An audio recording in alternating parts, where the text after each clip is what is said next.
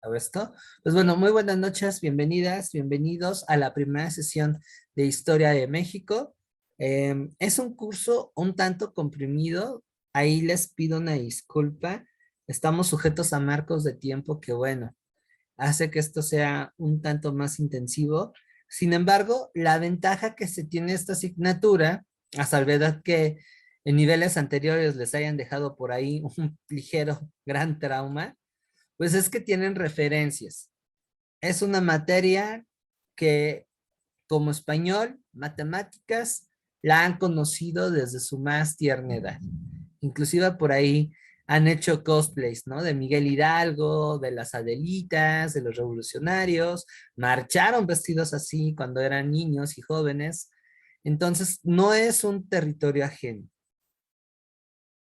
Aquí la cuestión es que la metodología de cómo se ha enseñado y tristemente los recursos de estudio y además, pues también quien ha estado de este lado como profesor, si no han habido buenos profesores y una buena orientación, hace que la materia sea pesada, ¿no? Pero aquí vamos a intentar evitar en la medida de lo posible que sea eh, una cuestión del dato, dato, dato, dato. Como les decía antes de que comenzara la grabación, intenten jalarlo a su presente, a su vida cotidiana, a sus raíces, a su propia historia familiar. Vayan también visibilizando desde su área de interés, y esto me parece que es aplicable para el resto de la materia, cómo aprender. Si bien hay una cuestión general, que es la que va a venir en el examen, resulta mucho, mucho más accesible si parten de sus intereses. Y afortunadamente ahí la historia, como es esta viejita que se mete en todo, pues se presta, ¿no? Si por aquí hay gente que está interesada en el rollo del género, pues bueno, chequen la bibliografía que está en Drive y logré conseguir libros muy buenos sobre el papel de las mujeres en la independencia. Entonces, ok, en el examen de la UNAM no van a venir cuál es el papel y la relevancia de las mujeres campesinas durante la independencia de México. Pero al conectar ese tema con una cuestión de su interés, va a ser mucho más manejable que comprendan qué onda con la independencia, qué pasó con la revolución, por qué es tan importante la colonia, ¿no? Entonces, aquí sí es muy relevante que ustedes sean el centro de la atención y partan desde sus curiosidades e intereses hacia lo que es general, que al final justo ese es el nivel que les pide el examen, cuestiones generales. Ahora, hay una ventaja, desventaja en relación a las historias y esto me parece que es una situación que involucra a las dos. Mayoritariamente la tendencia se va hacia cuestiones políticas, tratados, documentos como constituciones, proyectos de gobierno y en menor medida figuras o personajes, que aunque no lo crean, casi no aparece, pero sí les preguntan, ¿cuál es la diferencia entre liberalismo y conservadurismo? ¿Por qué Santana estuvo cambiando de camiseta durante las 11 veces que fue presidente? O sea, son cuestiones que tienen que ver más con las condiciones del país en ese momento que lo que realmente hizo esa figura. Y si ustedes parten desde ese rubro, pues va a ser mucho más fácil. Y van a incluso deducir la parte de lo que es el dato duro, ¿no? Va a ser más fácil. Van a poder inferir. Otra cuestión que también es relevante es que desarrollen esta parte de la secuencia cronológica debido a las preguntas de carácter cronológico, ¿no? ¿Qué fue antes? ¿Qué fue después? Ahí es importante que chequen las líneas del tiempo, que como les decía, incluso sean un poquito más ambiciosas y ambiciosos y comparen con lo que está pasando en ese momento en otros lados. Vaya, los que empezaron conmigo, lo que vimos de manera teórica con espacio y tiempo histórico, traduzcanlo a herramientas que les permitan comprender eso. Con un poco de práctica y de paciencia, porque sé que tal vez esto es algo nuevo para ustedes, van a lograrlo dominar y entonces no va a haber reactivo de historia que se les vaya a resistir. Y hay algo extra. La UNAM es bien predecible. Parte de lo que sucedió primero a lo que ocurrió después. Hay un concadenamiento de contenidos, así que como lo vimos un poco en la parte de español y que por ahí también desarrollé con mayor profundidad en el curso de técnicas de estudio que les pasé, bueno, las grabaciones, la pregunta de una puede ser la respuesta de la otra. Y un distractor del anterior puede ser la respuesta de la que siguió. Descubrir eso parte de una comprensión general de los temas y, por supuesto, de una lectura analítica. Si no tienen un buen acercamiento al tema y además leen de manera mecánica sin comprender el sentido del reactivo, difícilmente van a sacarle provecho a estas asignaturas y puede que jueguen en su contra, ¿vale? Entonces, vamos a ir practicando con eso. Ya tengo el material que les voy a proporcionar para que puedan practicar y bueno, al final de la clase les vuelvo a hacer la invitación de esos espacios que voy a abrir para que podamos hacer la retroalimentación y ganen mayor confianza y seguridad para el examen, ¿vale? Bueno, pues vamos a empezar. ¿Hay alguna duda, comentario? ¿No? Bien, pues vamos con el primer tema, que es el México antiguo. Es un tema muy bonito, pero que debido a la ausencia de fuentes y también a una mala metodología a la hora de enseñar el tema, pues resulta un tanto difícil, ¿no? O que hay mucho en lo mágico. Ahora, para ir aterrizando las cosas, el México antiguo pues va a ser la primera etapa o el primer periodo de nuestra historia, ¿sale? Digamos que la prehistoria como tal es un preámbulo en donde nos vamos a centrar en el México antiguo, ¿sale? La razón es que durante esta época se van a desarrollar una serie de comunidades que van a tener características originales, cuestiones que no vamos a ver, por ejemplo, con los griegos, los romanos, los indios o los chinos. Y eso se ve de manera material que en la parte del tiempo, como ellos concebían el tiempo, eso está muy, muy interesante.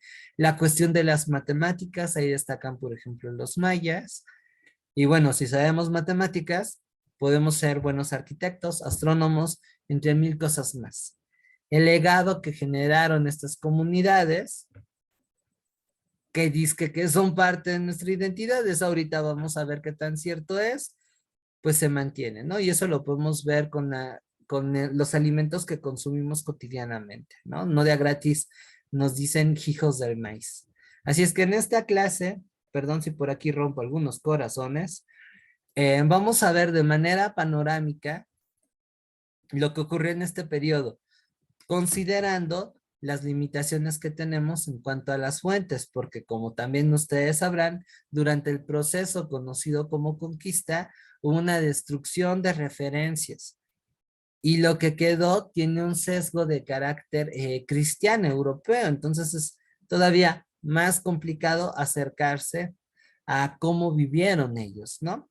Así que no vamos a entrar tan a detalle en eso con mis chicos escolarizados, sí, ustedes la vamos a llevar más tranqui, solamente nos vamos a centrar en las particularidades que definieron el México antiguo y apreciar las contribuciones que hicieron estas comunidades. Esto en tenor a tres metas. Primera, la parte de su examen, que no siempre aparece, pero si llega a presentarse, pues por el mismo hecho de que tiende a omitirse este tema, llega a generar cierto ruido, ¿no? Llegan a ponerlos ciertos nerviosos. Entonces, aquí lo que pretendo es invitarlos a que, bueno, por su cuenta más adelante, por gusto, aprendan más, pero que tengan las herramientas para poder enfrentar alguna pregunta que llega a venir de este contenido. La segunda, caer en la reflexión de, bueno, ¿por qué esto forma parte de lo que me están vendiendo como mexicano? Y vamos a ver qué tan cierto es eso. Y la tercera, tener un panorama de cómo andaban Mesoamérica, porque ni siquiera México existía en aquella época, para entender mejor un proceso que, pues bueno, está mucho más presente en el examen y que tiene un montón de tabúes y al cual le vamos a dedicar pues 1 hora y pico la siguiente semana, lo que se conoce como conquista, ¿sale? Entonces, de eso se trata lo que vamos a ver ahorita. ¿Algún comentario, duda, inquietud que quieran platicar, exponer?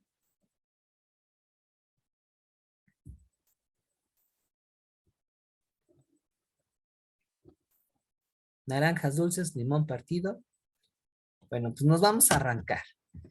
Para ir amarrando esto, en México antiguo va a ser el periodo que va a comprender desde el desarrollo de las primeras sociedades agrícolas urbanas, es decir, cuando ya hay señales de sedentarismo en México y que da pie a estas primeras ciudades, pensemos en los olmecas, que son las primeras referencias de esto, hasta la llegada de los conquistadores europeos. Sociedades, que niegue a quien lo niegue, tienen una complejidad cultural brutal. Hasta lo que causa polémica como el sacrificio humano, tiene por ahí una cuestión simbólica y de carácter cultural tremenda. ¿Sale? Ahora, en términos temporales, pues esto va a empezar desde el inicio de la cultura en México de una manera más extensiva. Estamos hablando de hace unos 3000 años, más o menos. Bueno, no, 5000 años, por ahí en el 2500 años antes de nuestra era. Estamos hablando de 4500 años a lo actual, hasta el siglo XVI. Que por ahí ya al final y en la siguiente clase vamos a ver que la conquista también no es tan tajante como no nos las llegaron a vender. ¿Sale? Entonces aquí ya empezamos con los catorrazos. ¿Dudas hasta aquí? O sea, nada más podemos decir que comprende desde el 2500 más o menos antes de Ujú, Cristo, ¿no? Que es, ujú, supondría yo que con los olmecas, la ujú, cultura olmeca, ¿no? Podríamos decir que desde exactamente. el 2500 hasta el siglo XVI. Es Más el o México. menos. Sí, Ok. eso sería el México antiguo, que bueno, en otros textos se los presentan como el México prehispánico, pero este es un término mucho más adecuado, ¿no? Además, porque siempre tenemos que ir en relación a lo europeo. Si antes aquí había otra cosa.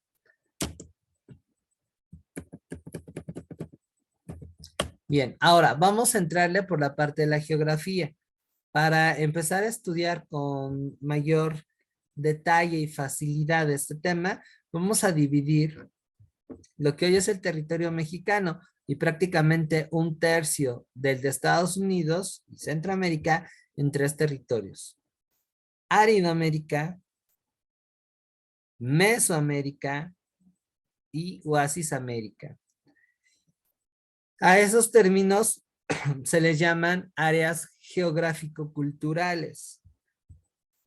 Y quien más o menos puso las bases del por qué se conceptualizaron de ese modo fue un arqueólogo y antropólogo alemán llamado Paul Kirchhoff. Esto un poco para que sepan de dónde viene esto. Y sí, hasta en la misma etimología, pues tiene un poco referencia de lo que ocurrió en el Medio Oriente en Europa, o sea, desde Europa Occidental. Y hasta la fecha, pues nadie se ha aventado el tiro a refutar y a polemizar con esa categoría. No hubiera estado padre. Bien, vamos a empezar con Aridoamérica. Vamos por lo más fácil. Aridoamérica va a estar ubicado prácticamente en el norte de nuestro país, tomando como referencia eh, las afueras de Querétaro, un poquito de Guanajuato, al norte, sí, Monterrey. Aquí en Samuel García Landia sería Aridoamérica. Y se va a extender hasta el sureste de los Estados Unidos. También acá, Aridoamérica va a comprender la parte norte de Sinaloa, la costa de Sonora, una porción de Chihuahua y Baja California. Ahora, ¿qué características va a tener esta región cultural? Pues en primera va a ser muy grande. Otra vez me remito al mapa. Es mucho más grande que Mesoamérica y que Oasis América. Miren, aquí se ve mejor. Está grandecita, ¿no? Ahora, por los elementos climáticos que hay ahí, pues la vida va a ser muy difícil. Y esto debido a que el clima que predomina ahí es el desierto. ¿Quién ha viajado al norte? De Querétaro para arriba. Y si me hablan como por ahí de Aguascalientes, Zacatecas, Durango para arriba, mucho mejor. Yo he ido a Chihuahua. ¿Y qué tal es el clima? Un buen de calor, pues es desértico totalmente. Hay zonas montañosas, incluso hay una como tipo zona cero o como una zona ahí donde no hay señal y así. Pero la verdad sí, sí, el clima es totalmente desértico, no como en el sureste del país donde es Exacto. todo Y lo ahora contrario. imagínense cómo vivía la gente. Piensan que por ahí podrían vivir grupos o comunidades humanas de gran tamaño, o sea, demográficamente grandes. No, y eso yo creo que abonaría al hecho de que eran seminómadas, ¿no?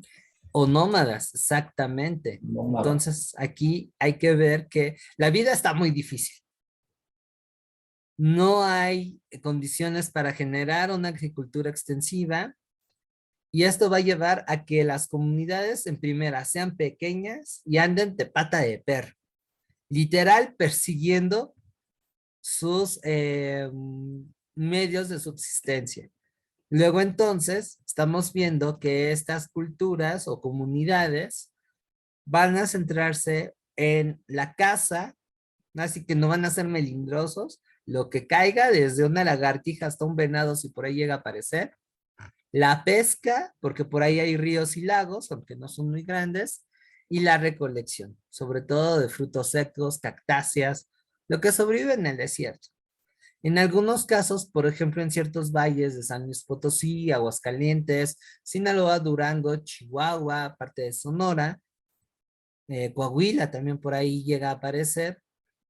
Hay evidencias de que se practicó una agricultura, pero es una agricultura de temporada. No es una actividad que permitiera la sedentarización de esas sociedades. Así que Pero bueno, no quise ajá, decir Chihuahua, más bien quería decir Coahuila, perdón. De Coahuila. hecho, hay un desierto, hay un museo muy famoso, muy grande, está muy padre, que se llama el Museo del Desierto. Ujú. Y pues sí, te explican cómo vivían ahí, prácticamente lo que comentas, ¿no? De que sociedades nómadas, incluso muchísimo antes, pues eh, dinosaurios, se han encontrado restos de dinosaurios, etcétera. Sí, claro, claro. Ahora, por tal razón, si nos vamos a la parte lógica y otra vez, considerando que el espacio define el curso de las sociedades, estamos hablando que son grupos étnicos muy pequeños en comparación a lo que vamos a ver en Mesoamérica o en Oasis América. Son grupos que además tienen una organización política muy básica. Son tribus, son sociedades tribales, son hordas, que bueno, no me gusta mucho esa palabra, son clanes, en donde no hay propiamente clases sociales, no hay una jerarquía política, las figuras de autoridad van en relación a ver quién es el guerrero más fregón o a un consejo de ancianos, pero la comunidad tiene prácticamente una paridad en cuanto a derechos. Si por ahí vieron esta obra maestra en Kevin Costner, Danza con Lobos, o bueno, en menor medida Pocahontas de Disney, pues bueno, son referencias que les pudiera dar una idea de cómo se organizaban estas comunidades. Así es que no podemos hablar de reinos. Y justo esta atomización va a ser lo que va a llevar a que cuando los españoles lleguen ahí les cueste un dolor de producto de gallina para sentarse y colonizar. Y de hecho hubieron muchos proyectos que fracasaron en el norte, porque justo faltaba esta centralización. Y otra vez el espacio pues no daba. Y estas personas pues no estaban acostumbradas. Ahora, socialmente, tampoco les decía, vamos a ver ahí una división social del trabajo, ni clases sociales. No. Van a ser comunidades un tanto horizontales, es decir, en situaciones igualitarias. La verdad es que va a haber pocas diferencias y los lazos de cohesión y pertenencia van a ser a partir de el parentesco. De cuenta que es la típica colonia donde 3 cuadras son de la misma familia y todos se conocen y además se agarran del chongo.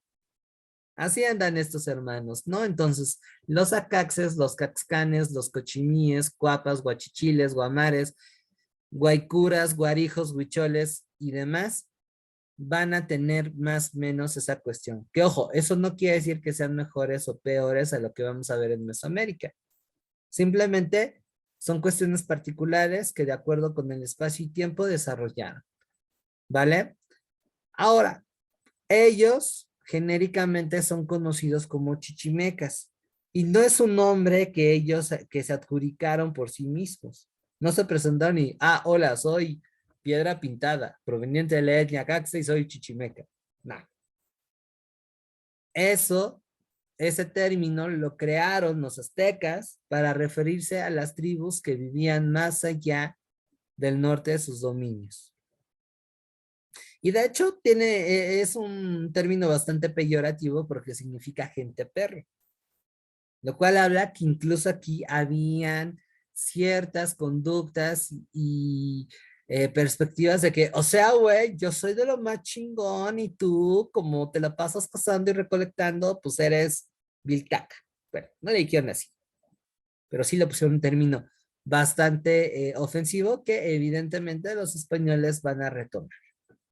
Pero como les decía, no se asumían así, cada uno tiene su propio nombre. ¿Dudas hasta aquí?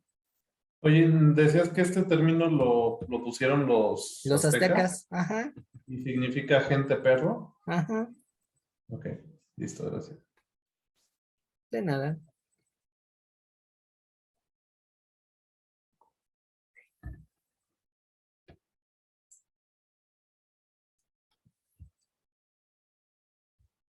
¿Tienen alguna otra duda, pregunta, comentario?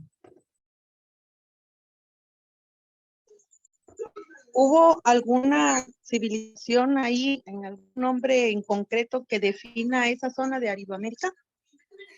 No, son varios pueblos que se agrupan genéricamente bajo el término chichimeca, pero cada etnia tenía un nombre particular.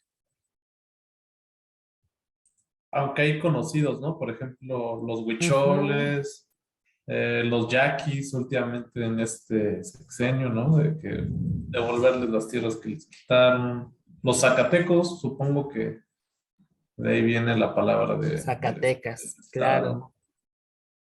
claro, Pero claro. Sí, sí, ahora quitemos también esta conceptualización que viene de los medios, de que un territorio está gobernado de manera centralizada por una etnia, ¿no? Ni es más, ni siquiera en Mesoamérica va a ser así. Es una situación un tanto más compleja. Ahora, esos nombres están castellanizados. Cada etnia o comunidad, de acuerdo con sus usos y costumbres y sobre todo con su idioma, pues tiene su propia manera de referirse, ¿no? Por ejemplo, los tarahumaras no se llaman a sí mismos tarahumaras, sino el nombre correcto es raramuris. En el caso de los huicholes, creo que si lo puse así, ya vi, son huijaricas, entonces hay que tener cierto respeto. Yo sigo, digamos, reproduciendo ese error, pero para darme a entender, ¿sale? Les digo, aquí este tema sirve para revisar muchas cosas y luego les cuento el por qué estamos continuando con ese tipo de acepciones. ¿Dudas hasta aquí?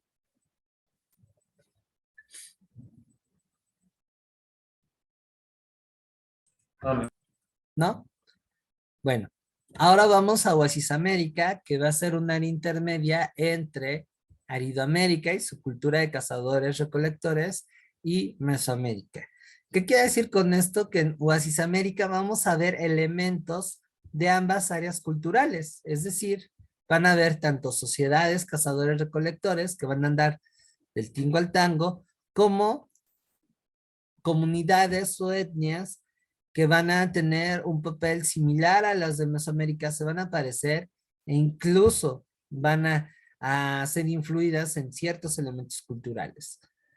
Para precisar un poco más geográficamente, Oasis América va a ser un área que va a estar regada por ríos de agua, por corrientes de agua, ¿no? O sea, ahí está ubicado el río Yaqui, el Conchos, el Bravo, el Colorado, el Gira, el Casas Grandes, lo cual hace que en determinados lugares haya valles en donde se permita la sedentarización a partir de la explotación agrícola.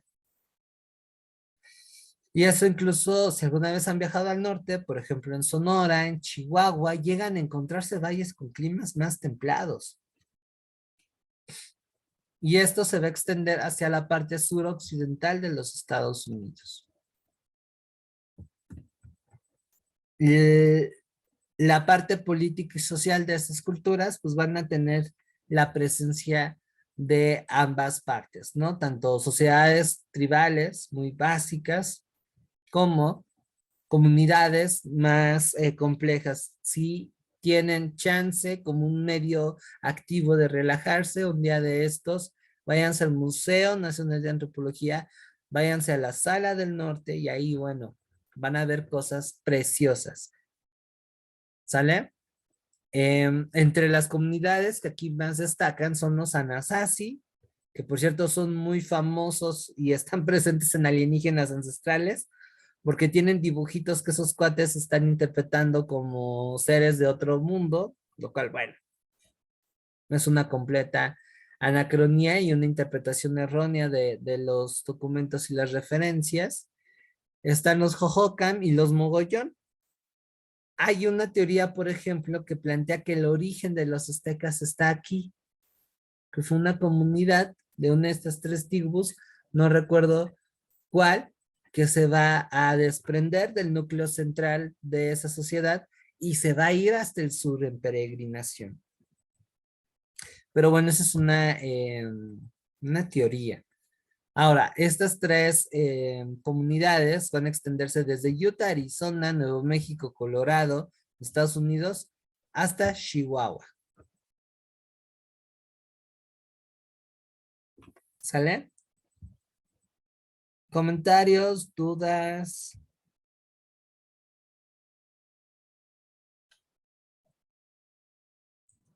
No, El ninguno. nombre de Oasis América podría ser en referencia a estos cuerpos de agua que comentas. Exacto, sí, justo a eso.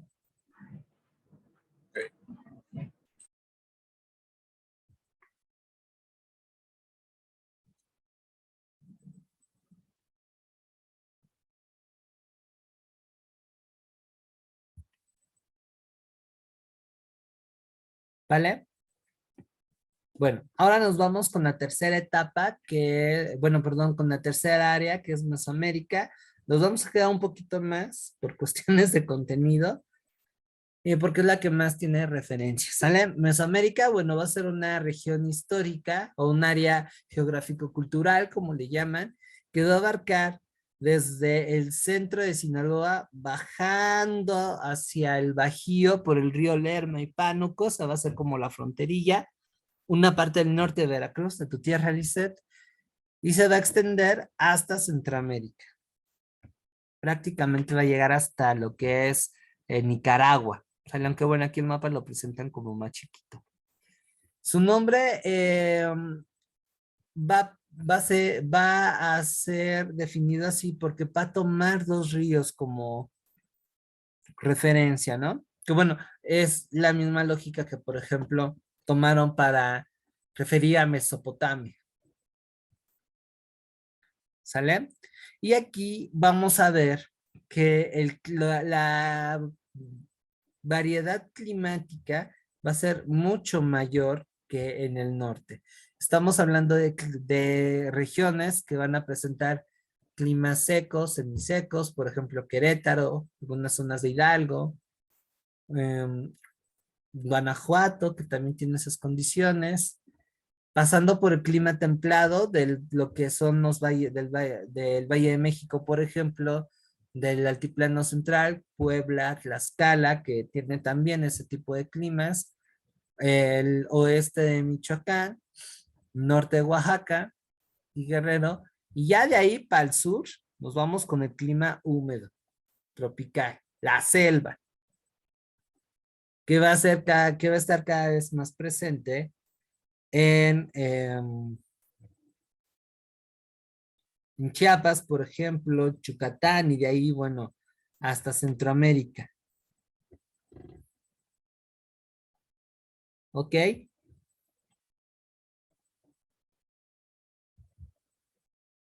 ¿Dudas hasta aquí? No, ¿No? Muy bien. Ahora vámonos por sus características que son bastante fáciles de ubicar. En primera son pueblos sedentarios. La presencia aquí del nomadismo es mucho menor. ¿Sale? La otra cuestión es que aquí va a predominar la vida urbana. Nótese la cantidad de ciudades que se fundaron en esta zona. Y siguen apareciendo más, ¿eh?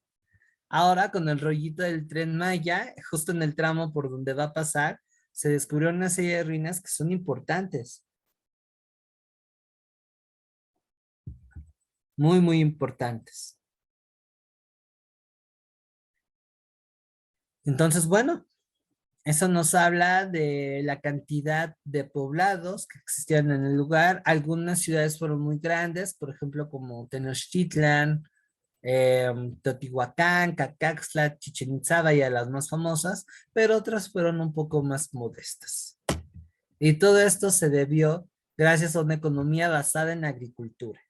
El hecho de tener la manutención asegurada, es decir, la papa, va a permitir que pues alrededor haya comunidades más grandes que trasciendan las relaciones de parentesco y entonces tengamos una lógica social mucho más compleja, en donde ya vemos aquí la existencia de clases sociales, en donde vemos también una organización política que, bueno, los frailes y los cronistas europeos llamaron reinos o señoríos, que bueno, esos ya más bien son conceptos de origen medieval, obviamente europeos, pero el término más adecuado es Altepetl. Y para que se den una idea, un Altepetl era una ciudad que dominaba un territorio aledaño, un tanto parecido a lo que se vivía en la Grecia antigua con las famosas ciudades-estado. Es decir, cada ciudad era independiente. Sin embargo, para el periodo clásico vemos algunas entidades políticas que van a expandirse, ya sea mediante alianzas y otro tipo de negociaciones, hasta lo que es la intervención militar. Las ciudades del sur de México, por ejemplo, el área maya, eh, urbes de Oaxaca como Monte Albán, Mitla, o bueno, ya de manera más visible, el centro de México como lo es Teotihuacán, pues son los casos más representativos. De hecho, se dice, por ahí hay un arqueólogo, se me fue el nombre, no recuerdo bien si fue Enrique Florescano o Edmundo Gorman, ahí tengo una pequeña tarea para precisar ese dato, pero uno de ellos dos plantea que Teotihuacán fue un centro político muy importante que llegó a dominar lo que fue todo lo que es el altiplano central y que inclusive tuvo influencia, más no quiere decir que dominó, ojo, no es lo mismo, pero sí tuvo una influencia y un contacto frecuente con los mayas. O sea que vemos que hay una mayor interacción de lo que comúnmente se piensa, ¿no? Hasta donde sabemos. Ahora, eso no quiere decir que esto sea como lo que estamos habituados a ver en Europa. Son relaciones políticas un poquito más complejas, que apenas se están entendiendo, puesto que en las explicaciones ha imperado la perspectiva de verlas como en Europa, ¿no? O sea, Teotihuacán, órale, se expandieron. Ah, entonces es como el Imperio Romano, y vamos a llamarle imperio, ¿no? Como sucede, por ejemplo, con los aztecas, que no es así, sino más bien responden a otro tipo de situaciones. Por ejemplo, las relaciones de dominación sí eran, pero el que daba tributo, por ejemplo, tenía una mayor autonomía. Y bueno, ahí también se involucra mucho los juegos de poder. La estructura sociopolítica que presentan estos pueblos es más maleable, es más flexible, no es tan rígida como la que vemos en Europa. Y eso, bueno, es lo que ha llegado a causar cierta confusión y dificultad para los académicos, ¿no? Entonces, bueno, eso en cuanto a la parte de la, los aspectos políticos de Mesoamérica. Evidentemente, al ser sociedades culturales más complejas, estamos hablando de una religión mucho más, pues también complicada que lo que vemos en el norte. En el norte era nada más, ah, mira, el jabalí, bueno, no había jabalís, perdón, el puma, el águila, son entidades divinas, ¿no? Más no quiere decir que sean dioses, los ancestros, el viento, a eso se le conoce como animismo o chamanismo. Son formas de religiosidad un tanto básicas e insisto, no quiere decir que sean inferiores culturalmente hablando, simplemente pues ese es su espacio y lo que les dio, ¿no? Para que se den una idea de esa forma de religiosidad, pues otra vez está la parte de Danza con Lobos. Hay una escena muy bonita en donde Kevin Costner habla con el jefe de la tribu, le explica todo este rollito. Otro tanto sucede en Pocahontas, me parece que ahí está mucho más palpable, cuando está Pocahontas le explica a John Smith que no mate al oso, porque todo forma parte de una divinidad o de un espíritu, y es más, hasta la abuelita es un árbol. ¿Sale? Entonces, esas son las creencias. Acá no, acá en Mesoamérica ya estamos hablando de dioses definidos, que tienen dominio sobre elementos que forman parte de la realidad de esas sociedades.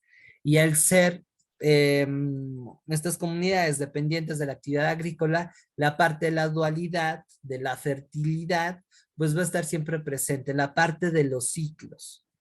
De ahí, por ejemplo, que se explique que su concepción de la leyenda de los soles sea de apertura y cierre de ciclos. Que eso es algo muy clásico de las sociedades agrícolas. La dualidad, tenemos un dios y una diosa que tienen dominio sobre algo en específico. Tenemos un dios civilizador, ¿no? Quetzalcóatl, que aparece en toda Mesoamérica, aunque hay distintos nombres. Y un dios que tiene, a partir de la destrucción, este papel de renovar la realidad. Tezcatlipoca, en el caso de las comunidades del centro. Pero más o menos son referencias que vamos a ver en todas estas comunidades. Ya para cuando llegan los españoles, hay pueblos que están tendiendo hacia una especie muy extraña de monoteísmo, de hablar de una única deidad, que en el centro se le conoce como Tloquenahuaque. Que bueno, ese proceso pues va a quedar interrumpido porque los europeos llegaron para quedarse, ¿no? Am, Otro tanto pues tiene que ver la parte del sacrificio humano, que va a ser una práctica que va a justificar la expansión militar de ciertos pueblos y que es una actividad o un ritual que plantea el intentar en la medida de lo posible preservar el orden cósmico, ayudar al sol a que salga para que de esta manera los ciclos agrícolas puedan sucederse. Ellos le tenían un chorro de miedo a la noche. Y lo que más le podían ofrecer los humanos a los dioses para poder llevar a cabo esta batalla diaria de la luz contra la oscuridad, pues es la sangre.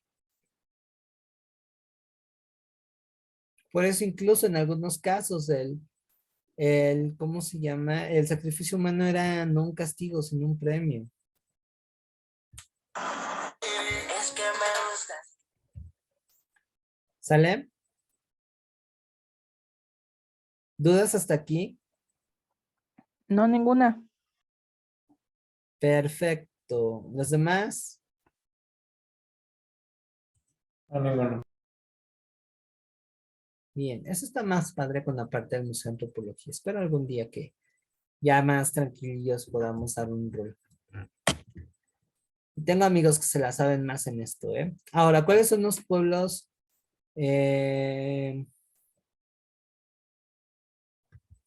más sobresalientes con el orden cronológico? Van a aparecer. Tenemos a los mayas, a los teotihuacanos, a los zapotecas, a los mixtecas, a los toltecas y a los aztecas. Casi siempre son estas comunidades las que aparecen en el examen. Aunque faltan más.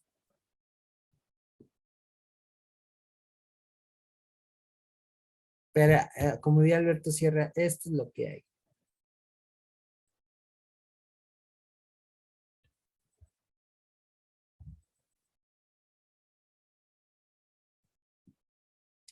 ¿Dudas? Podríamos decir que, retomando un poquito lo que decías de los chichimecas, los Ujú. chichimecas eran como unos bárbaros, ¿no? Para los aztecas o para los demás. Incluso hasta para los españoles. O para los españoles, todos éramos bárbaros, o sea, todos eran bárbaros, más bien, yo creo. Exactamente. Qué bueno, tristemente, esta cuestión de ser prejuicioso a lo diferente se mantiene.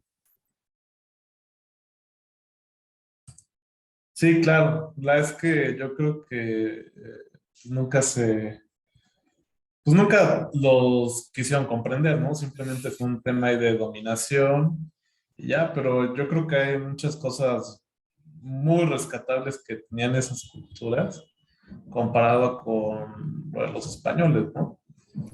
Sí, ahora no caigamos tampoco en el error de una romantización. O sea, no estamos hablando de que estos compas tenían el paraíso. O sea, se agarraban del chongo, se sacaban la lengua, se trataban bien y mal, ¿no? O sea, así como tienen ideas que pudieran ser interesantes para el hombre del presente, pues no son muy, muy distintos a nosotros. Y ese es el error que, por ejemplo, tienen aquellas personas que luego los estudien o dan clases sobre esto, que te los venden como un paraíso y no. Ahora, tampoco son nuestros abuelos. No somos descendientes directos de los aztecas y los mayas, como llega incluso a decir el cine. No, no somos descendientes de Apocalipto. Somos, y lo vamos a ir viendo de una manera más clara en la parte de conquista y colonia, somos una cosa que se coció aparte y que solamente este es un elemento. Pero somos muy distintos. La idea de México aquí no existe. Así es que, por ejemplo, el término de conquista de México está completamente errado. Ujú. ¿Cómo vas a conquistar algo que no existe? Sí, de acuerdo. Y que además hace referencia a uno de los Exacto, eh, un solo espacio nada del más. estado, ¿no? Que México, pues viniendo de los mexicas en este caso. Sí, no, o Y, sea, y estoy de acuerdo contigo, no hay que romantizar, pero también, o sea, yo creo que es la historia del hombre, de la humanidad es la guerra, y ellos es un elemento. no estaban eximidos de esto, así como tampoco los españoles, ni los franceses, ni los ingleses. Pero también creo que no podemos juzgarlo desde los ojos Del que tenemos presente. actualmente, ¿no? Por ejemplo, ya Exacto. una visión de 4000 años, 4500 años después de los Olmecas, por ejemplo, pues ya con una religión también milenaria, pues no podemos decir, ah, pues es que sacrificaban. Pues Y no, con no todo lo podemos que ha verlos ocurrido, ¿no? ajá, no podemos juzgarlos desde esa óptica, porque pues también sus sacrificios eran basados en la religión, porque eran muy religiosos.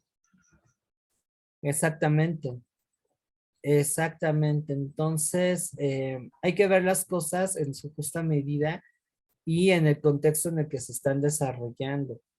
Ahora, para el hombre del presente y más para nosotros, porque al final esto lo han afirmado como parte de nuestra identidad, habría que contemplar, bueno, qué tanta es nuestra identidad, sin negarla, sin rechazarla, pero qué tanto es, ¿no? Por ejemplo, hay algo que casi me queman, porque una vez dije un comentario así, es con Día de Muertos. Día de Muertos, que es una fiesta tan mexicana que nos distingue tanto y hasta bueno, James Bond vino a refundar culturalmente la manera en cómo la practicamos, por lo menos aquí en Ciudad de México. Y bueno, otro tanto sucede con Coco, ¿no? Disney. Pero el origen de esa fiesta es medieval y ni siquiera es española, es de origen francés. Es menos el elemento prehispánico que hay en Día de Muertos que el elemento europeo. Pero ahora, ¿por qué es tan significativa para nosotros? Justo por eh, esa mezcla que la hacen distinto. O sea, ya a estas alturas no es ni esa práctica medieval que se hacía a principios de noviembre, ni tampoco es el rito que proviene de lo que es el periodo prehispánico. Y habría que ver ahí qué tanto realmente es ancestral, como también lo llegan a vender. Pero eso no quiere decir que no sea de nosotros, que no forme parte de nuestra identidad. Entonces, bueno, esta clase de temas devela también muchos elementos que cuesta trabajo aceptar, sobre todo porque rompe con la idea monolítica que nos dijeron que era México. Y una de las cosas que yo creo que hace que la historia sea tan fascinante, pero para otras personas tan antipática, es que va siendo una especie de lente que te va dando las particularidades, los finos detalles, que te va rompiendo con esos cuestiones de certeza que te deja, por ejemplo, la historia tradicional, que te dejan los medios de comunicación o la industria del entretenimiento y que esos huecos permiten encontrarse a uno mismo, entenderse mejor, buscar una manera más asertiva de relacionarse con sus semejantes, tener más sólida nuestra identidad, pero también genera una crisis que incluso llega a un negacionismo, ¿no? Luego les cuento que también casi me linchan una vez en el centro cuando estaba dialogando con unos cuates que se dedican a la parte de las limpias y de la danza. Y bueno, yo no fui quien empezó, fueron ellos y yo iba con un amigo que es arqueólogo que bueno, me da vuelta en este tipo de temas. Y ahí es en donde te percatas también que lo que te venden como antiguo, como ancestral, resulta ser mucho más moderno y contemporáneo de lo que parece. Pero ahí es en donde también te das cuenta que a la gente no le agradan esos temas, porque les meten una crisis. Y bueno, les tiras el negocio además. ¿Sale? ¿Dudas, preguntas con todo esto? Espero que no se hayan confundido, que más bien lo que busco con estas palabras es que sean más abiertos, no caer en cuestiones de dogmas.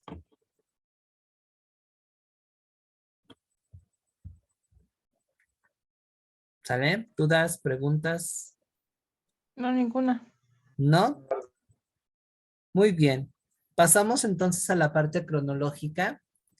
El periodo histórico o los periodos con los cuales se va a dividir la historia de México se van a conocer como horizontes culturales.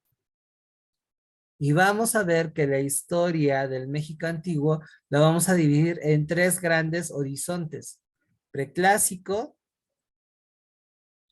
clásico y posclásico. ¿Sale? Son útiles estas líneas del tiempo para ubicar las cosas. En el preclásico vamos a ver que se va a dar una domesticación gradual de plantas alimenticias que hasta la fecha siguen siendo la base de nuestra alimentación. Maíz, frijol, chile, calabaza, chicozapote, nopal, amaranto, entre otras cosas. Y ya no menciono más porque me va a dar hambre. Eso va a dar pie a una vida agrícola, a tener excedentes de consumo que se hacía, que va a permitir que la situación sea más compleja. ¿Qué hacemos cuando tenemos un excedente de algo? Lo intercambiamos, obtenemos otros productos, ¿no? Ojo, esto no quiere decir que aquí había capitalismo, no, porque recordarán que el capitalismo basa estos intercambios a partir del valor del dinero y de la acumulación de capital. Que eso, bueno, lo vimos hace unas clases en Historia Universal cuando les hablé del socialismo. Acá no buscan acumular y acá los precios van a variar. Es algo muy interesante. Ojo, que eso no quiere decir que no exista una concentración de la riqueza en una clase social específica. Sí la va a haber. Tampoco no quiere decir que estos compas practicaban el socialismo. No, no, no, no, no, no. Es una cuestión distinta, pero muy interesante. ¿Sale? Ahora, lo importante del preclásico es que va a haber aquí un pueblo que va a desarrollar culturalmente las bases de la civilización mesoamericana. De ahí que se le conoce como cultura madre. Y con ello, pues les estoy presentando a los olmecas. ¿Qué quiere decir gente de hule? Tienen nombres bien chistosos. Estos compas van a habitar en lo que es el sur de Veracruz. Me voy a regresar un poquito. Básicamente aquí, Veracruz, esquina con Campeche. Lisette, ¿de qué parte de Veracruz eres? Yo soy de Veracruz, Puerto. Ah, del Una centro. colonia. Sí, ¿Qué? una colonia medio fea, pero estamos aquí en Veracruz Centro. Bueno, pues cuídate mucho, por favor. Ojo ahí con inseguridad. ¿Y qué tan lejos estás de lo que son las ruinas de las ciudades olmecas? De La Venta, Tres Zapotes, San Lorenzo. Pues yo la verdad no he podido, no he ido a ninguna de esas, aunque están aquí en el estado, pero pues tengo entendido que están como a 3 horas de aquí. Ah, yo pensé que estaban más cerquitas. Órale, oye, ¿y por donde vives hay restos arqueológicos? Bueno, recientemente estuvo muy sabido por aquí que habían encontrado unas, ¿cómo se llama? Unas piezas en un lugar que aquí le llaman Lomas 4. Estaban construyendo unas casas y pues pararon toda la obra porque los de Lina se metieron y ya no pudieron terminar de construir ahí. Pues sí. Pues sí. ¿De qué cultura? ¿Quién sabe? Todavía no han dicho de cuál cultura es. ¿Ok? Pero ahí andaba. Ahí andan, fíjense qué interesantes. No, ahora, estos cuates que además van a distinguir por esculpir cabezas grandotas que no son extraterrestres, no venían de África, así eran. Y más bien eran como una especie de super selfies. Sí, así como ahorita se sacan los selfies, le ponen filtros para verse ahí muy coquetones y subirlas al Face y todo, pues estos compas hacían eso. Y eso habla de que no son tan distintos a nosotros. ¿Sale?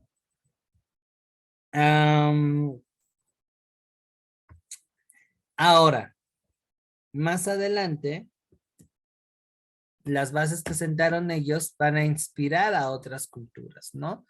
Digan, los mayas, por aquí los van a conocer y van a decir, ah, qué chingón está esta moda, vámonos.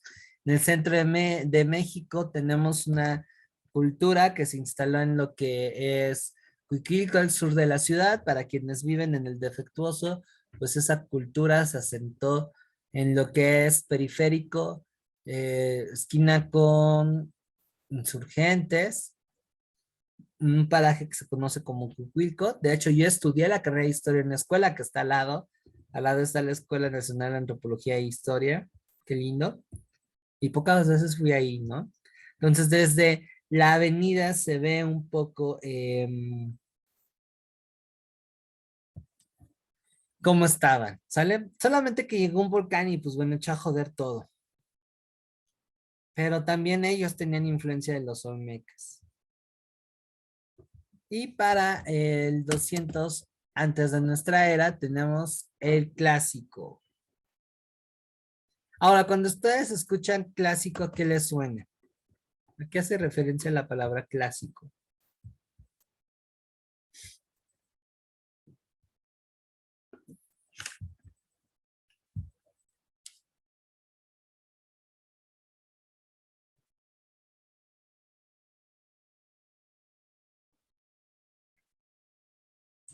A mí, yo diría, no sé, como que el apogeo. Esa es una. Porque dicen que Queen, que los Beatles, que Juan Gabriel.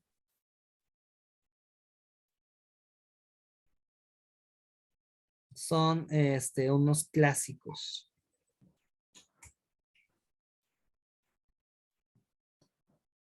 Pues eso es porque no pasan de moda, yo creo, Exacto, porque ¿no? perduran en el tiempo. Entonces, no solamente fueron las sociedades que presentaron una mayor complejidad de desarrollo cultural, no solamente fue eso, sino que su legado, su influencia va a perdurar.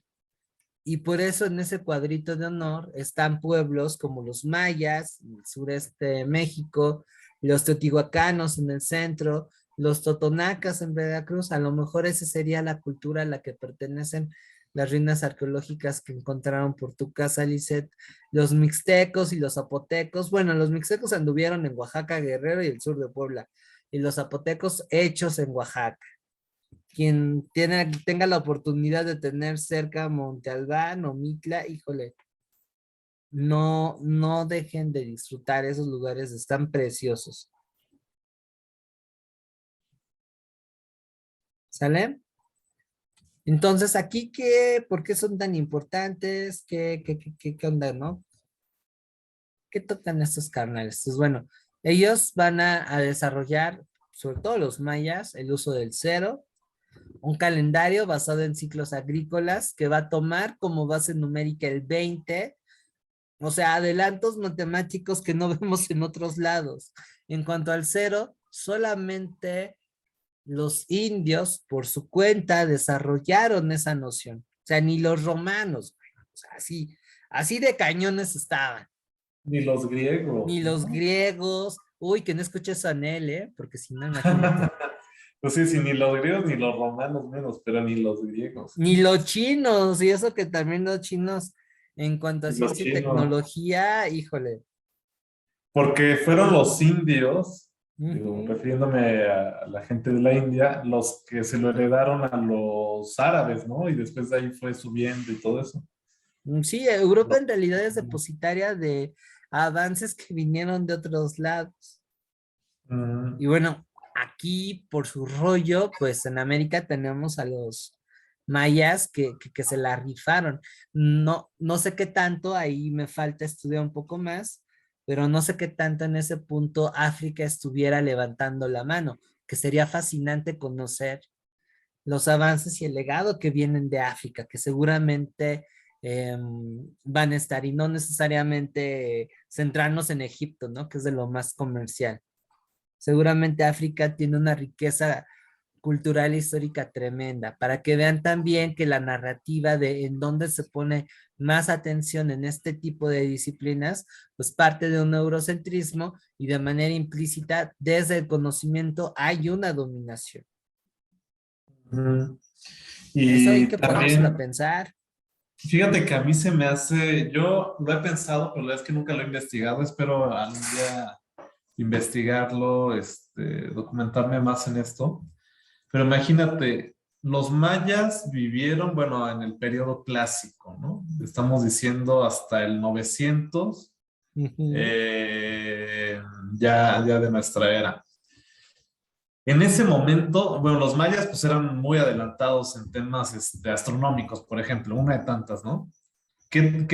¿Cómo se compararía eso con el adelanto astronómico que tenían los europeos en ese momento? Pues no, no estaba ni Galileo, que es donde, bueno, según yo no estaba todavía Galileo. ujú.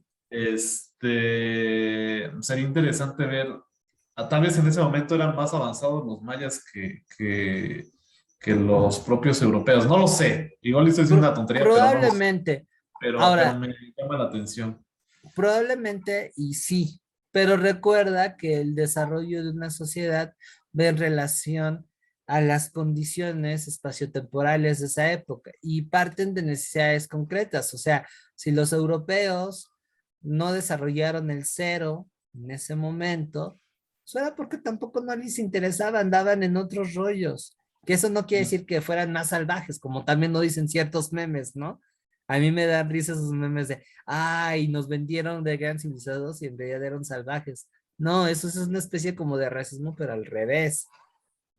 Simplemente Eh, ellos estaban en otros cotorreos, era más importante hablar de Dios y de Jesús porque tenían a la iglesia católica encima y porque son una época en donde por cualquier cosa se morían, sí, pestre, pues las guerras y pestes. demás cosas, ¿no? Entonces, ahora sí que son seres humanos, partimos de la realidad, o sea, si veo que mi compadre se está muriendo a los 35 años porque tiene una enfermedad en la que se está cayendo a pedazos como juguete mal hecho, obviamente mi preocupación va en tenor de algo que me genere cierta seguridad, que me haga pues pensar que más allá de este pinche mundo puede haber algo más padre, Sí, que aquí no estaban eximidos de eso. Digo, aquí también había guerras, confrontaciones, había pero era otra forma de hambrunas. pensar. Pues nada, porque una de las teorías por las que dicen que desaparecieron los mayas fue por un tema de sequía, ¿no? Eh, Fíjate etcétera. que ahí esa cuestión está bien bonita y me parece que con esto cierro ese periodo, porque bueno, si no nos podemos pasar hablando toda la noche. Ujú. El colapso, y aquí lo voy a poner, bueno, estos son los mayas para que no los conozcan, no me gusta su moda, la verdad, no me dejaría así crecer el cabello, pero bueno, fueron un pueblo muy interesante, que ojo, no desaparecieron en el 900, o sea, los mayas continuaron y eso también es un mito que hay que romper de la enseñanza tradicional de la historia. Estos pueblos, o por lo menos en su mayoría, no por el hecho ya no hacer pirámides, vestirse con taparrabos y sacrificar vírgenes a los dioses, quiere decir que ya, bye, simplemente tuvieron otro rumbo. Ujú. Y resistieron de mil y un maneras y siguen resistiendo. ¿sale? Sí es bastante conmovedor esa parte. Si por ahí les llama la atención ese tema, les recomiendo que lean un libro que se llama Los pueblos indígenas de hoy. Ujú. El escritor, bueno, el historiador, porque además fue escritor y poeta, es uno de mis superhéroes, se llama Carlos Montemayor. Un compa que hacía tan buena poesía como estudios sobre los indígenas del presente. Y esa es otra cuestión.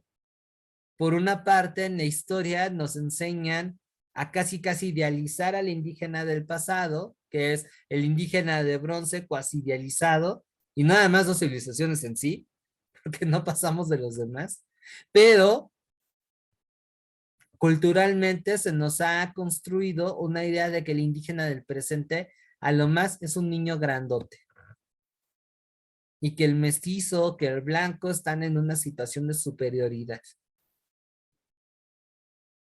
Esa narrativa también viene de la historia oficial. No hay una cuestión de paridad. Y bueno, ya cuando estemos en colonia, ahí me van a tener que aguantar porque también saco a defenderla a nuestra tercera raíz. A los negritos cucurumbe, ¿no? Entonces, bueno, eso se va poniendo cada vez mejor. Y la idea es que se comprendan. Ahora, en relación a estas ciudades, van a colapsar debido a diferentes circunstancias. En primera, van a crecer. Y van a crecer más allá de lo que los recursos de su entorno les puede proveer. Y ustedes saben que cuando está este principio de escasez y no hay una buena gestión y hay muchas bocas que alimentar, pues la cosa se pone tremenda. Estamos hablando de inestabilidad política, social. Les cuento así muy brevemente que cuando yo era un chamaco de tercer semestre de la carrera, me pude meter a andar de chismos en un proyecto de investigación en donde descubrieron que uno de los templos de Teotihuacán tenía rastros de destrucción. Y mi amigo que estaba colaborando en ese proyecto me platicó después que encontraron osamentas de los gobernantes sacrificados porque los campesinos estaban hasta el queque. Y quemaron el templo porque en su lógica los dioses ya los habían abandonado. Entonces, si tú no me cuidas, si tú no me garantizas una manutención, ¿por qué fregados tengo que creer en ti? Y esa es una manera muy en esa época de hacer una revolución. Agréguenle también que la sobreexplotación de los recursos naturales causó desertificación en algunas zonas y eso pues abonó más al colapso de esas ciudades. En el caso de Teotihuacán, por ejemplo, la explotación excesiva de los suelos derivó en una desertificación y cada vez resultaba más caro y más lento conseguir los alimentos. Y otra vez, si uno no tiene que comer, se pone de malas. Moraleja, antes de conectarse, coman, que no quiero que me sacrifiquen a los dioses. ¿Sale? Y agréguenle también la presión que vienen de los pueblos del norte, que tienen sus propios problemas y que emigran al sur para buscar mejores condiciones de vida. Así que con esto descartamos la teoría de estos renombrados arqueólogos de alienígenas ancestrales y de la punta de lanza de los estudios prehispánicos de Jaime Maussan. Y que cómo venden, ¿verdad? ¿Cómo No, pues son es tan famosos? pensamiento mágico, dirían por ahí.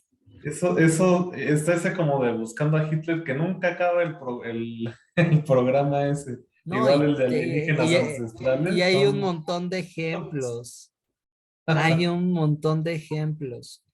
Y bueno, ya cuando estés en filosofía te acordarás de mí, pero parte de ese impacto viene de dos cosas. La primera, la simpleza del discurso. Por eso también los influencers y todo este rollo que viene de redes sociales está pegando fuertísimo.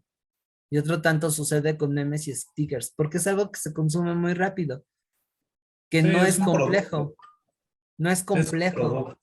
Y dos, te genera certeza, parte de la emotividad y del creer. Por eso también, en vez de la filosofía, optemos por el coaching, por la superación personal, el desarrollo humano, y mira que tus chakras los tienes que alinear, y bueno, la malinterpretación de ciertas teorías psicológicas. Generan certezas. Hay Curiosidad, ¿no? curiosidad, no, y además apelan a la fascinación, o sea, retoman elementos que anteriormente eran propios de la religión y ahora los regurgitan en mitos más seculares, es decir, no religiosos.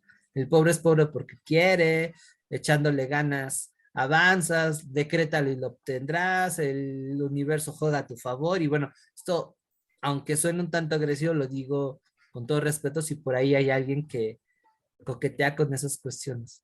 Pero es muy sencillo en comparación, por ejemplo, si nos vamos aquí, en cómo los prehispánicos asumían su realidad. Otra vez volvemos a la parte de la historia. Es más fácil una narrativa tipo Hollywood de buenos y malos, en donde todo lo homogenizan, como si fuera película mal hecha del salvaje oeste, a decirte, ah, mira, es que no fue el único pueblo, hubieron otros y tuvieron Ujú. un desarrollo parecido. Y entonces, por diversas cuestiones, bye. ¿Y qué crees? Tú no eres su nieto, tú eres otra cosa, que es producto de la historia. Medio Sí, tienes algo de ello, pero no, no te creas descendiente de Moctezuma, sí, no, de acuerdo. Eso sí, también estoy de acuerdo. porque eso además Muy- refuerza el racismo que tiene el mexicano en la actualidad. Y otra vez, broncas de identidad. Como país deberíamos visitar un terapeuta, a ver qué tal, qué nos diría. Pues sí, bueno, no solo México, yo creo que muchos. En general, la construcción del Estado-Nación a partir del nacionalismo presenta esos traumas históricos. Ve lo que Sí, está pasando con España, la bronca son que traen los ingleses, los los, mismos gringos. los alemanes que se creen, o los que piensan que tienen la raza aria, o sea, eso es de Pero muchas partes, fíjate ¿no? que en el caso de Alemania, y un poco para volver a la parte de México, y en general de Europa Occidental, están habiendo ciertas transformaciones. Tratan de evitar esta parte de lo nacional.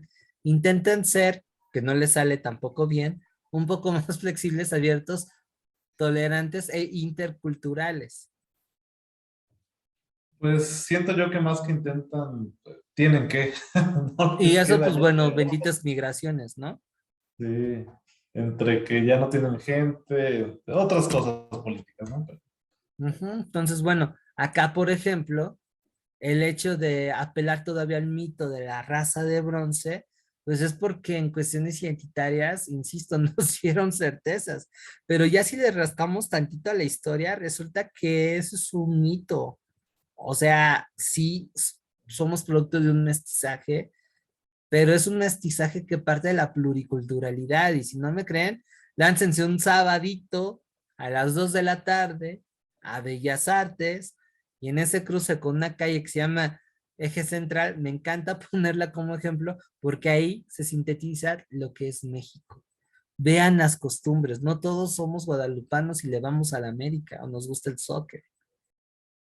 Eso no quiere decir que uno sea más mexicano que otro. Es todo un debate, ¿sale? Y bueno, con el colapso de ciudades como Teotihuacán, el área maya y demás, viene un periodo de transición que se va a llamar epiclásico, en donde va a estar aquí representativa la parte de los toltecas, que bueno, también ahí es todo un debate. Unos dicen que son nahuas, otros dicen que son otomís, otros dicen que son gente de otra galaxia, en fin, es algo muy lindo de la historia.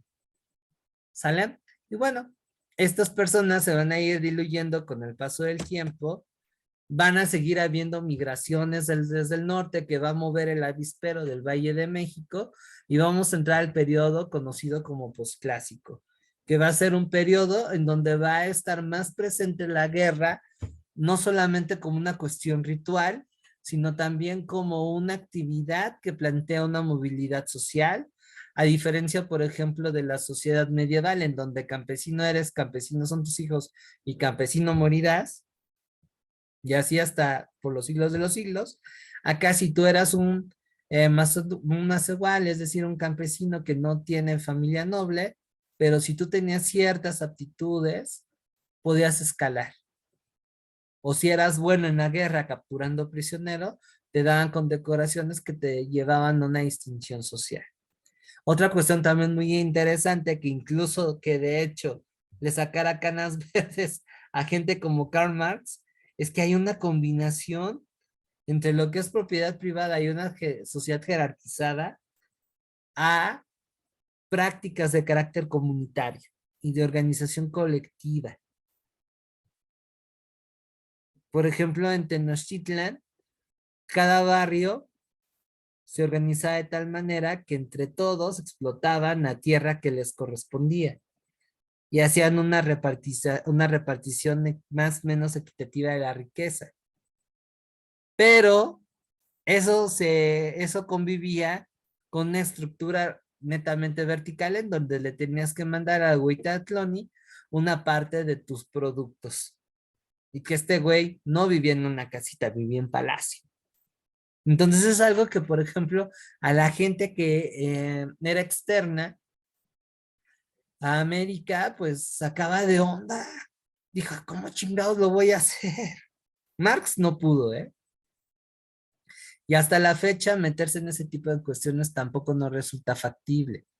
Y hay prácticas que se mantienen en la actualidad. Si por ahí han tenido la oportunidad de ir al interior de la República a espacios donde todavía hay una fuerte actividad agrícola, ¿qué les puedo decir? Se sacan de onda. Y lo comunitario lo seguimos manteniendo. Ahora, ¿qué otras cosas vamos a ver aquí? Adelantos tecnológicos, cambios en la guerra, aumenta la población. Les decía, si tú te la rifas a los guamazos, podías salir adelante. Y en esta época, que va a estar marcada por la caída de las ciudades del clásico, vamos a ver que primeramente los toltecas van a mantener una cierta hegemonía, es decir, dominios o juzgamientos sobre algunas regiones del centro. Todavía está debate si eran disque un imperio o no. Pero bueno, colapsan los toltecas también y paulatinamente van a ser una serie de ciudades que van a tener un dominio más local hasta la llegada de la Triple Alianza. Es decir, cuando los aztecas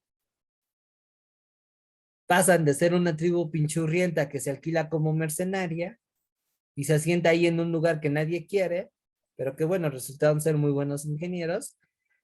De ahí, a través de estas estrategias y relaciones de alianzas, no alianzas, te saco la lengua, no te saco la lengua y mejor te saco el corazón, van a constituirse como un poder de, caray, pues hay que tomarlos en cuenta, y aliándose con otras ciudades como Texcoco y Tacuba, van a ir expandiéndose. Más que un imperio, es una especie como de confederación, donde hay un núcleo de ciudades que van a ir dominando a las demás. Y que bueno, para cuando llegan los españoles, por lo menos hay dos confederaciones que están chocando.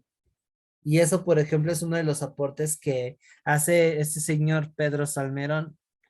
Si andan interesados en ese temita, les recomiendo el libro que se llama Batalla por Tenochtitlan. Es de los estudios más accesibles y adelantados en cuanto a lo que llamamos conquista. Y obviamente también a la explicación de cómo estaba este periodo. Si no lo quieren comprar, que vale como 150 pesos en el Fondo de Cultura Económica, pueden descargárselo del PDF porque está dentro de la bibliografía complementaria. La verdad es que está interesante. Y bueno, ese libro es la base de los documentales que les platiqué que hace este güey, ¿no? Entonces, bueno, el hecho de mirar no como un imperio, sino como una serie de ciudades que están en constante competencia, nos da pie a entender cómo es que, por lo menos en una buena parte, Cortés entra ni siquiera aprovechándose de la situación, sino siguiendo esta dinámica. Vamos a ver más adelante que quienes hicieron realmente la conquista fueron estas tribus que andaban disputándole el poder a los aztecas. Se atraviesan también ahí varias cosas. Está interesante, ¿eh? ¿Sale? Y por supuesto que aquí también vamos a ver un cierto rencor,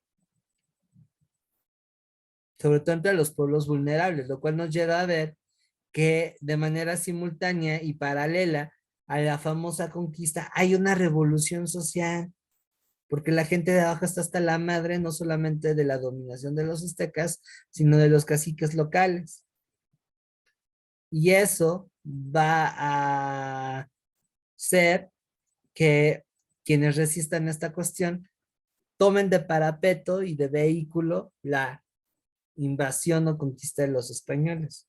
O sea, yo les venía valiendo un cacahuate qué ciudad se peleaba con quién. O sea, yo quiero quitarme mis tributos y si tú le vas a pegar a quien me está quitando ese dinero, pues jalo contigo, compadre. Que el rey de España sí lo que quieras, hermano. Pero es importante tener más o menos presente, no solamente el meme, que es bastante puntual y que es un clásico. Nunca pasa de moda este meme. Pero bueno, la situación política de Mesoamérica para el siglo XVI. ¿Sale? ¿Dudas hasta aquí?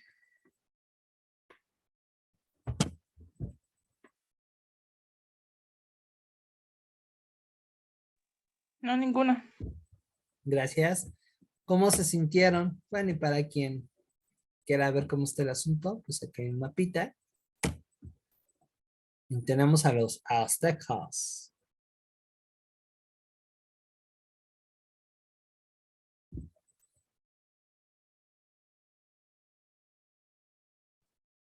Fíjate, nada, creo que yo apuntaría algo que tenías en unas slides anteriores. Ujú, Bueno, al menos yo tenía esa confusión hace algunos años, pero es importante decir que una cosa eran los mexicas, otra cosa eran los señores de Azcapotzalco, otra los de Tacuba, otros los de ujú. Tlatelolco, otros los de Texcoco, ¿no? Digo, que ahorita todos estamos en la misma gran urbe, en ese momento eran diferentes. Hasta donde recuerdo los de Azcapotzalco, pues, pues tuvieron esas riñas con los mexicas, ¿no? Cuando llegaron cuando llegaron aquí al valle. Sí, de hecho, Eran diferentes. los de Azcapotzalco eran los mandamás antes de los aztecas. Exactamente, exactamente, hasta que los aztecas los Los tumbaron con vencieron, alianzas. ajá, los vencieron, y si mal no recuerdo, los señores de Azcapotzalco, o a lo mejor todos más, prácticamente fueron de los que les dijeron, bueno, pues vete a establecer ese lago que está por ahí. Ujú, exactamente. Porque nadie los quería, eran como porros. Mucho desmadre. Eran medio violentos los cuates. Y sí, comentaste algo muy importante que yo creo que va a ser interesante, pues para la gente que vive en el Valle de México, ¿no? Algo así como de Ciudad Azteca y Catepec y alrededores para abajo. Y es que, y todavía se mantiene un poco esa estructura, ¿eh? Más que una sola ciudad, eran un conjunto de ciudades que estaban en la ribera de los lagos. Bueno, excepto Tenochtitlán, que se les ocurrió ahí hacer sus unidades habitacionales en pleno centro otra vez. Este meme me encanta por lo mismo. Sí. Pero eso nos habla de que los mejores espacios ya estaban ocupados. Iztapalapa, Xochimilco, los Momoshkas, Tláhuac, Charcos, Azcapotzalco, que son Texcoco, Azcapotzalco, pues es tierra Azcapotzalco, firme, ¿no? ajá, ¿no? O sea, Huitzilopochtli, que hoy es Churubusco, no, perdón, el ex convento de Churubusco. Y ahí les puedo decir un montón de casos más, ¿no? Es más, si nosotros escarbamos en toda la Ciudad de México, no paramos de encontrar restos arqueológicos, porque eran Sí. ciudades que estaban, Tlatelolco, por ejemplo, ¿no? Pero aquí también tiene que ver la lógica de cómo otra comunidad, otra sociedad entendía el espacio y también el papel central políticamente hablando que tenía el Valle de México. Entonces, con el paso del tiempo, que en realidad fue un proceso muy lento, esas ciudades aledañas paulatinamente se terminaron fundiendo en lo que hoy llamamos Ciudad de México y área metropolitana. Pero la estructura es que son entidades autónomas. Pero bueno, eso es con el paso del tiempo se da a ir dando, ¿no? Y bueno, habla de la dinámica de que traían. ¿Cómo se sintieron con esta primera clase? Bien, oye, pasó de volada, ¿eh? Ya son Sí, casi las de 9. volada. Muy bien. ¿Vale? Ahí si es necesario, pues le den un repaso a la clase, porque el tema que se viene también está polémico, ¿eh? Si algo me gusta mucho de Historia de México, que no le veo tanto en la Historia Universal, es que se presta a la polémica. Se queda el HRN, a poco era de este modo? Sí. ¿Vale? Entonces, bueno, también pueden consultar las presentaciones y si tienen dudas o comentarios, háganmelas saber, por favor. ¿Sale, vale? De acuerdo. Bueno, pues muchísimas Sí. gracias. Nos estamos viendo. Descansen. Nos vemos el Mañana. viernes. ¿Mañana? No, según yo es hasta el No, viernes. viernes, ¿no? Sí, sí, dije, caray, ya empezamos con los maratones. Si todavía los Simpsons no agarran el especial de terror. Hasta el viernes, muchachas, Dale, muchachos, nos vemos el descansen. viernes. Muchas gracias. Bye. Adiós.